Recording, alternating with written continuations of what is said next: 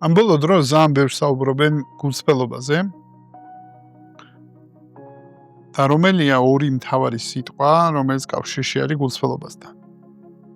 ორი ყველაზე მთავარი კითხვა არის კი და არა. ანუ, როდესაც მე მინდა რომ თქვა კი, ვამბობ კის, და როდესაც მე მინდა რომ თქვა არა, ვამბობ არას.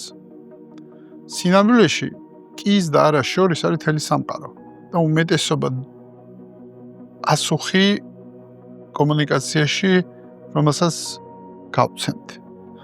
ანუ კის და არას არის შეიძლება. შეიძლება კი, შეიძლება არა. სინამდვილეში როცა შეიძლებას ვამბობთ, ამ გულისხმობთ. არც მკაფიო კის ვიძახით, არც მკაფიო არას. და როდესაც მკაფიო კი და არას არ ვამბობ, მაგაში იკარგება ჩემი გულწრფელობა.